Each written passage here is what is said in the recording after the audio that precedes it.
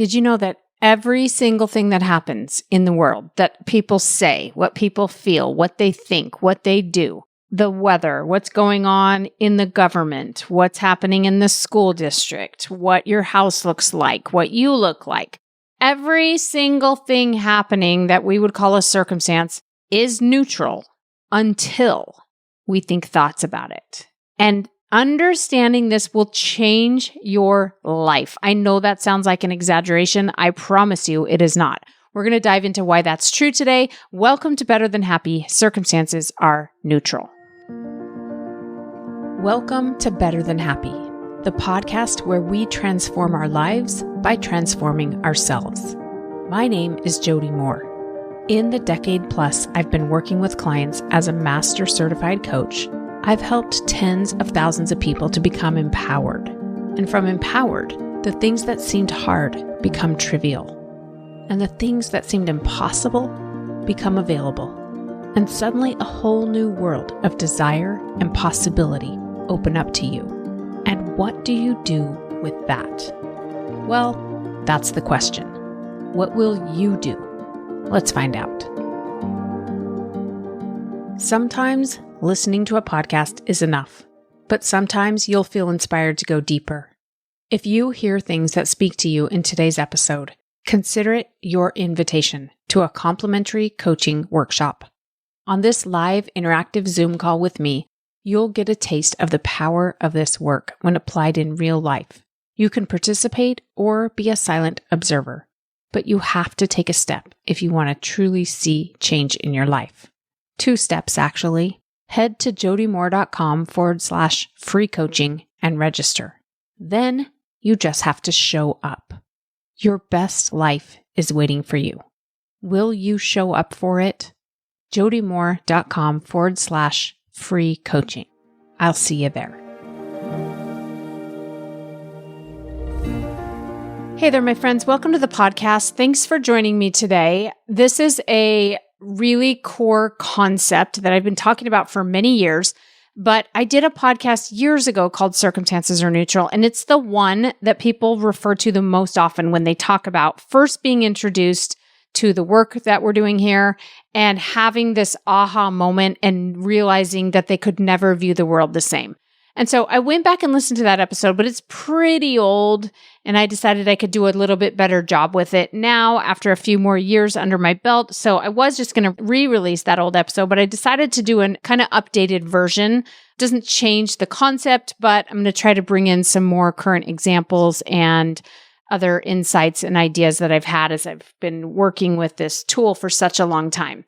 Okay, so the concept basically says that circumstances, the way we want to define a circumstance is by thinking about things that are outside of us for the most part. Here's what I mean by that. Other people are circumstances. The world at large is a circumstance. Things that happen, material objects, other people's reactions or emotions, all of these things are circumstances. Now, when we go to define a circumstance, when we use it in coaching, our coaches with me know this, we want to just get the facts. Okay, we don't want to muddy up the circumstances with our opinions or our summaries or our interpretation of things. So a circumstance is not, my husband is mad, because that's not very factual, right? Even if he says, I'm really mad right now, it's hard to really define that. We couldn't do a blood test and say, yes, he is positive for anger. We might be able to do brain scans or something, or measure the chemical amount of cortisol in his body or something. But for the most part, we just want to keep it simple when we go to get circumstances. So we might say something like, my husband said whatever words he said. And I might even let people add, he said it in a loud tone. His face looked angry and aggressive as he said it. Right? We're trying to make it as factual as possible when we go to get a circumstance. A lot of times, for the sake of convenience and summarizing, we say things like, my husband is just really a negative guy, or he has a lot of fear, or my husband's a great guy. He's a really hard worker. He's really fun and funny. None of these things are circumstances, okay? There is the reason I'm bringing this up, because that is your summary of your experience and your interpretation of your husband. Okay, so when you think circumstances, I want you to think specific facts. And often we do this by just starting with a specific example. If somebody says to me, my husband is really grumpy, I say, okay, give me an example. And then they might say, yesterday he came home and he said this, or he acted this way, or whatever. And if they start generalizing again, like he always does this, I'm like, no, come back to the facts. What exactly did he say? Describe as best as you can the tone in which he said it. And then that's a circumstance, right? Even if, again, there are 75 other examples we could come up with. We want to keep it really factual because the reason why is because showing your brain how neutral a circumstance is sets you free. It begins to empower you to create what you want. Because if the circumstance is the problem and the circumstance is negative and the circumstance is to blame, then we have to try to control your husband. Very difficult to do. Have you noticed? We have to control things that are outside of our control if those things outside of our control are the problem. But those things are not the problem. They're not the root cause of the problem. The root cause is everything that happens afterwards. Okay, so we're going to dive into that in a little bit more detail. Let me start by talking about this word trigger, right? We like to use this word nowadays in modern society. For some reason, we say things like, that triggered me. I got triggered. It's a word that comes from clinical therapy and it can be useful at times in a therapeutic setting, but many people use it to actually disempower themselves by giving the credit to the circumstance. If every time my sister says this certain thing to me, I get triggered, then that means my sister's the one who has the power over how I'm going to feel and what I'm going to experience. But the truth is, only guns have triggers or other objects that have some kind of a mechanical release like that, right? You do not have a trigger button. You are just a human being with a human brain. And nobody else gets to control your brain unless you stop managing it yourself and let it just be at the effect of other people. Take the initial default thoughts that it offers you. That's what a trigger really is. A trigger is just a memorized, immediate thought or set of thoughts. You might call them stories, beliefs, patterns, right? That get immediately released in the brain that then create emotions. Okay? So we all have these memorized thought patterns, memorized stories, habitual thoughts, if you will. Okay? We all have them. Many of the ones we have serve us very well. They create great emotions that help us be who we want to be. They help us live the lives we want to live. And that's a very useful thing. But sometimes we have picked up ones along the way that are not serving us. Okay? And your brain will try to default to memorized thoughts as much as possible. You know why? Your brain's trying to save energy. And just letting default thought patterns come up in the mind is a lot more efficient. It doesn't require any energy from you because you don't have to consciously choose it, right? So this is what we mean when we say triggered. Now, as these thought patterns come up, then our bodies create emotions as a result. These stories, these thoughts tell the body what chemicals or hormones to release and create, and that's what we call feelings. And that's why we start saying, every time my sister talks about this topic, I feel triggered. What we mean is, every time your sister talks about the topic, you have memorized thought patterns that create the feeling of whatever the feeling is, stress, anxiety, etc., shame, whatever, okay? So that's just good to know because it means we don't have to manipulate your sister. And by the way, I'm okay with you having boundaries anytime you want to. I'm okay with you deciding you're not going to hang around your sister or you're going to tell her if she talks about that topic, you choose to leave. That's one way to do it. Sometimes we can manage the circumstances that we expose ourselves to. And I'm all for you doing that. It's actually an important part, I think, of all of this work, okay, is to manage yourself and the circumstances that you expose yourself to. But sometimes it's unavoidable, right? Sometimes we end up in situations or circumstances that then we have thoughts about, and then we create emotions about, okay? So knowing that the circumstance itself is neutral until we have a thought gives you back your power. It redirects you away from spinning in, why does my sister have to talk about that all the time? To, what do I want to intentionally think when she does? What is true for me, but just not my initial go-to thought pattern?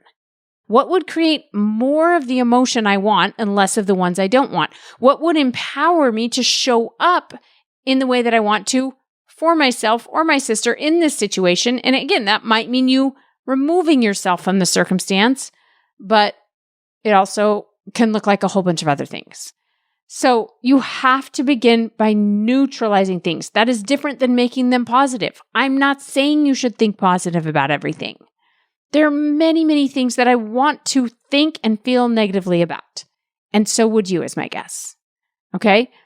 So, what makes this challenging to do, first of all, is the lack of awareness.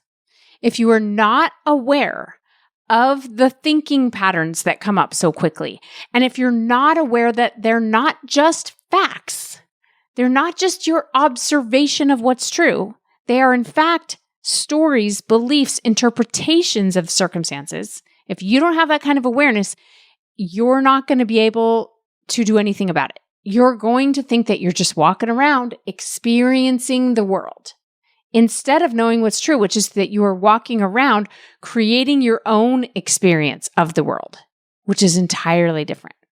Okay, the next thing that makes this challenging to do is that all of our brains want to be right about what we're thinking and believing. And that means we are constantly looking for proof that we're right.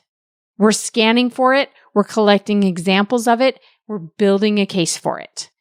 And so if you have a story or a belief or a pattern of thoughts that you've been thinking for any amount of time at all, you've been collecting proof that it's true. And so if you try to go, wait a second, it's not untrue, but it's also not true. It's just one way to interpret this circumstance. It's one possibility of how to think about it. And there are many others. Your brain initially will reject that because it's worked really, really hard to build a case for this one. And it has so many examples that you've filed away that it will say, no, this just is true. Remember all the proof we have? Okay, so that's going to make it difficult. I want to go through with you today some examples of things that most people either just think are positive or think are negative.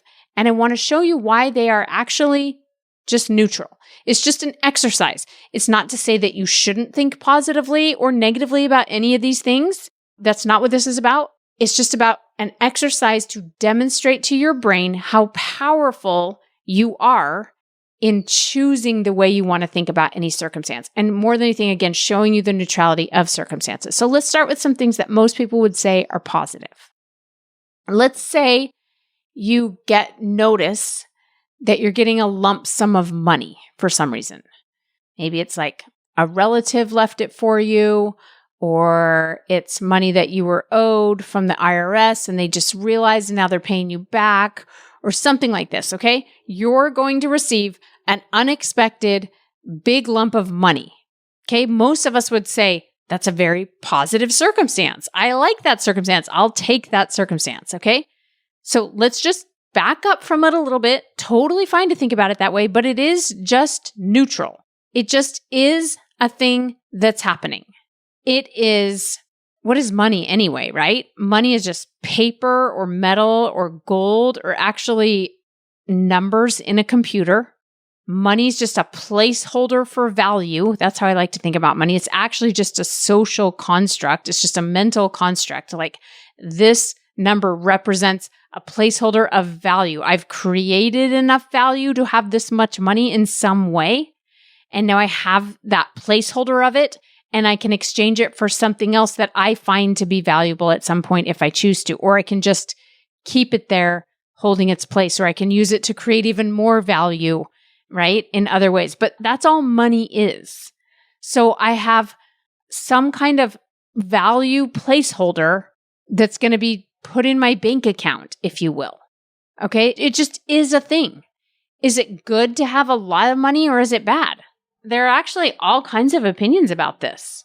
Surprisingly, a lot of people have a lot of negative thoughts about people with money and that it's wrong to have too much for some reason. Sometimes I find myself thinking, oh, if I have too much money, am I going to have a target on my back? Am I going to be putting myself or my loved ones more at risk? Right? I mean, there's just so many ways to think about getting more money. And that means getting more money is neutral. It is neutral until I think a thought about it. Interesting to notice, right? How about new babies? I mean, come on. This is one that I talked about in the original episode, whatever it was, 9 years ago when I recorded this. New babies, how could they not be amazing and positive and good? I mean, I like to think of them in positive ways, and I recommend that you do too. You totally get to, but they just are. It's just a spirit entering a body or whatever you believe about where human life comes from. And we are drawn to just the, I think, divinity of that. But is it amazing and wonderful and beautiful that this baby has now come to earth? Or is it also like, oh, hang on, baby, I'm sorry, it's going to be, brace yourself. Like the human experience is amazing and beautiful, and it's also really hard, really challenging, right? And new babies coming into families, some people at times have very positive thoughts about that, and sometimes they're unexpected and not planned for and a lot of stress now. So again, think positively about any of these things that you want to, but just notice they are just neutral circumstances until we then add our story, our thoughts, our interpretation of them. How about when your kid gets on the team that they tried out for? Your kid wants to be on a sports team, they try out and they make it. Is that a positive circumstance? I think some of these are easier to see than others, right? I think if you've had kids for very long or observed human beings in the world at all and thought about it, you know that, yeah, that might be a great thing, or maybe it's good for the kid to sometimes not make the team, to work really hard and not make it, and then to figure out how to work through that kind of rejection or quote unquote failure, and how to believe in themselves anyway, and how to keep going. Like there can be pros and cons to either, right? Or maybe they get on that team and then they have a really bad experience or something tragic happens. Then we'd be like, oh, I wish they wouldn't have made that team. So your kid making the team, it's great. It's fine to feel good about it. It's fine to have positive thoughts. I'm just saying it actually is neutral. We don't know if that's going to work to their detriment or their benefit. And odds are it's going to be some of both, whether they make the team or don't make the team. Whether they get good grades or don't get good grades, whether they make the decisions you think they should be making with their lives or they make totally different ones. There are pros and cons to any circumstance. And we think we're so smart. We think we know what would be best, what's going to be easiest, what would be ideal, what's good news and what's bad news. But how often are we wrong? So much. We're wrong so much of the time, right? So let's think about this for a minute. Let's think about some of the things that maybe people initially think are negative. And let's just notice that they are neutral, that they could be good or bad. They have pros and cons, that we get to shape the way we're going to think about any circumstance. And so let's look at some of these. We talked about maybe your kid not making the team, but what about if your kid has an eating disorder or it has an addiction of some sort, or has some other kind of what you would call a bad habit? Okay. Is that negative? Is that positive? Or is that just a complicated thing that has pros and cons and might be an experience that they need to be having, that they are going to be able to work through or not? And either way, it's going to create the exact life they're supposed to have, right? What if your kid is angry at you? This is one I coach on all the time. Nobody wants other people to be mad at them. Listen, I got to tell you something. People are going to be mad at you. People are going to be frustrated with you. People aren't going to like you at times. The sooner you embrace that, the more awesome your life gets. Okay? Sometimes people might be angry at you, even people that you love and you care about. So that is neutral until you think a thought, oh no, what am I going to do to make them calm down? I don't want them to be mad at me. It sounds like such a reasonable thought, but it makes it negative. And then you have someone mad at you and you're mad that they're mad at you. Now we've just doubled up on the anger, right? Or you're afraid of them being mad at you. Now we have somebody angry and somebody in fear. But it's neither good nor bad when somebody's mad at you. I'm not saying it's a beautiful thing. I'm not saying it's okay even. I'm just saying it just is neutral. It's a person having thoughts that create their emotions. And maybe they act out on those emotions and you're very aware of them. Maybe they hide them and push them away, but you can just sense them. Maybe you don't even know about it, but you just have a guess. It's still neutral. Somebody having thoughts that creates their emotions is a neutral thing until you add meaning to it, until you make predictions about what this means for you and what it means about your past and what it means about your future, etc. Okay? How about the results in your business? I see entrepreneurs, when I'm working with entrepreneurs, do this where they're like, this thing isn't converting. My webinar didn't convert. My people aren't opening my emails. My email open rates are low. My whatever. I'm like so many things that they tell me as though they're like, so this is a problem, right? What are we going to do about this? And I'm like, well, first of all, what's your story about this? Because if your story is that didn't convert well, let's just call it a launch. My launch didn't convert well. Then first of all, that's not a fact. That's not a circumstance. Okay. Circumstance would just be the numbers. This many people enrolled in my launch. This many people took whatever steps you wanted them to take. Even if the number is zero people took the steps or 0 people enrolled in launch. I put out a launch, 0 people enrolled. Okay. Those are circumstances. It didn't convert is a thought that for most entrepreneurs does not feel very good, right? But I put something out and 0 people signed up for it. Did you know that's neutral? I'm going to give you an example. So I remember I had a client years ago who said, I think I want to change my coaching business. I don't want to do one-on-one coaching anymore, and I don't want to do all this Zoom coaching. I just want to do live events. I love doing them. People get so much out of them. They're very transformative. It's where I thrive. I think I'm going to transition and just do all live events. And I'm going to start with I think they were going to do 3 big live events per year. And they were going to go all in on selling them. And that was going to be their whole business. And so they put the first one out there and they tried to sell it. And they didn't get very many people signing up for it. Then they got a few. And they were really disappointed. That was the circumstance. I put out my live event. I don't know. Let's just call it 5 people signed up for it. I need to have 100 to make the kind of money I need to make in my business, right? And they thought that was so negative. And you know what happened right after that? COVID hit. And so this person had kept on running their business the way they had, right? With online coaching and Zoom and things like that. And when COVID hit and the world shut down, I remember this client and I having this conversation where we were like, oh my gosh, what if we had shut down all the rest of your business thinking all we were going to do is live stuff? We would be in such a mess right now and we'd have to figure out how to pivot. Thank goodness nobody signed up for those live events and we kept going with your Zoom, your online stuff, right? This is all I'm saying. We think we know what's going to happen in the future. We think we know what's good and bad. We don't. It's neutral until we bring our thinking to it, until we bring our predictions. And here's the key. What we're thinking is creating how we feel, and that's driving everything else. So if I feel discouraged about my business, guess how I show up for my business? Not very well. I don't work very hard. I don't have very many creative ideas. My energy that I'm bringing is desperate and discouraged, so I have to try to fake it and pretend. It's just not ideal. If I just can even neutralize things a little bit more, recognize that it is neutral to begin with, I don't know if this is good news or bad news. It just is the news that we have for today.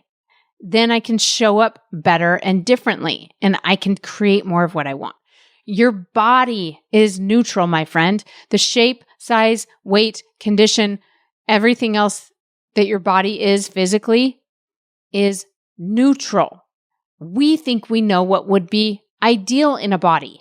We think we know the ideal weight. And people have to tell me, no, the doctor said I'm overweight. I'm like, that's the doctor's thought.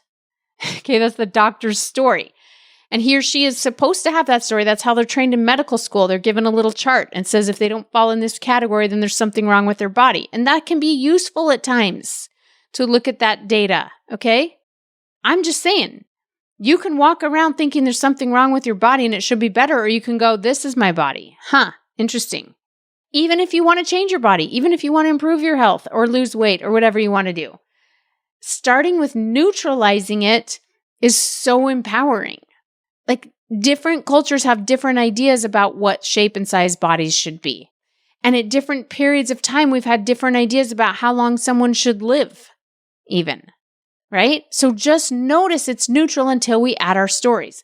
Let's talk about something really obvious like murder. That's what people love to say to me. Okay, Jody, so you're saying murder is neutral? I'm like, yes, it is, until you think thoughts about it. And many times, the thoughts that I want to think if somebody gets murdered are a bunch of negative thoughts that give me negative emotions. But there are times when that's not the case, right? Like in the Book of Mormon, God commands Nephi to kill Laban so he can get the plates. I don't find myself thinking a bunch of negative thoughts about murder in that scenario. And when I'm watching movies and what I have decided are the good guys are killing off the bad guys, I find myself cheering them on. I find myself cheering on murder in that situation. Now, again, I get it. You're like, okay, well, there's different. Yeah, that's different. I'm just saying murder, even murder, is neutral until we think thoughts about it. And the reason I'm telling you this again is because I want to empower you, my friend. I want to set you free from feeling like a victim to your circumstances, because you're not a victim to your circumstances. You are at the effect of your own brain. I promise you this is true 100% of the time. You are at the effect of your own brain. And if you can stop being so simple-minded, this is what tends to happen is we're like, well, it's either good or bad. But guess what? Most things in life are not binary, and there are more than two options of how you can think about any circumstance. Let it be nuanced. Let it be complicated. Let yourself play with it. Let it take a minute to decide. Let yourself know that two things can be true at the same time. And I'm not talking about just thinking a positive thought about what you think is a negative circumstance. I'm talking about two things can be true at the same time. For example, my child didn't make it onto their sports team, and I'm sad for them because I see them feeling disappointed, and I want to feel sad about that. And also, this might be the best thing that ever happened to them. Okay, that is different. That's two things being true at the same time. That's different than they didn't make it on the sports team, but at least they tried out. At least they met somebody. I'm making the circumstance itself both negative and positive in that first example. You see it? This is disappointing. I'm sad for them. And this might be the best thing that ever happened to them. Okay, that's very different. What I see a lot of you doing when you come on my calls, you're like, I know, I'm trying to remember this, but this sucks. I'm like, okay, you're trying to think a positive thought about what you think is a negative circumstance. But first, we just have to recognize the circumstance is never negative. It's just neutral. And then we get a lot more leverage over how we want to think about it. All right, you guys, this is honestly work that has just expanded my life in so many ways. It's expanded my view of myself because I recognize that I am neutral. I'm neither amazing or awful. I just am. Just a complicated mix of thoughts and feelings and behaviors. And I'm dynamic. I'm always changing. And it's all neutral. And that's true for everything else in my life. All the people in my life, all the situations in my life, they're all neutral. And I get to think what I want about them. And I will say that 90% of the time, maybe even 95% of the time, I just let my brain decide on its own what it's going to think about things. And it's fine. But there's that 5 to 10% that makes a huge difference. And I go, wait a second. I got to think whatever I want to about this situation. What am I currently thinking? And do I recognize that's not just my observation of what's true? And what do I want to think about this? What do you want to think, my friends, about what's going on at your kids' school, about what's going on in your family? What do you want to think about what's going on in our country, in the government, about the economy? What do you want to think about it? Because everybody's out there trying to tell you what to think about it. They're trying to tell you this is good news and this is bad news. And then the opposing side will say, no, this is bad news and this is good news. And you're going to have whiplash and emotional fatigue if you just let the world tell you how to think about things. You're also going to have a lot of fear and anxiety and scarcity. But if you decide, wait a second, there's a lot of ways to think about this. And some things I want to think negatively about, but some things I want to think about in a way that serves me better. That is not the same as thinking positively. It's the way that serves me. What will serve me better? Well, I don't know. How do I want to show up? If I want to show up with courage, I need to think a thought that creates courage. If I want to be brave, right? If I want to say difficult things, I need to find thoughts that generate courage for me. If I want to do something that my primitive brain doesn't want to do, then I need to think thoughts that generate commitment, right? These are not always positive feelings, but these are the kind of feelings that serve us. Sometimes we do want to feel positive about things, but many times I go, what would be the most useful emotion here? Would it be courage? Would it be curiosity? Would it be compassion? What would be more useful? That's the key. All right. Thanks for joining me today. I hope this episode really resonates for someone. And I will say it's a really good one to share with anybody who might be new to this work. And again, I say that because I hear that over and over again. I hear people say, I thought this was all just kind of silly or whatever until somebody sent me that episode called Circumstances Are Neutral. So I would invite you to share it if you know somebody that you think could benefit from it. And I thank you for doing so because it helps my podcast as well. Have a beautiful rest of your week, and I'll see you next time. Bye-bye. Oh, wow, look at that. You made it to the end. Your time and attention is valuable, and I don't take it lightly that you made it this far. In fact, it tells me you might be like me, insatiably curious about people and life and potential and connection. Maybe you have big dreams, but a small budget and no time. You're tired, but bored. You're content, but dissatisfied. Sound familiar? Come to a free coaching call and see for yourself what's possible. jodymoore.com/free coaching to register. That's jodymoore.com/free coaching.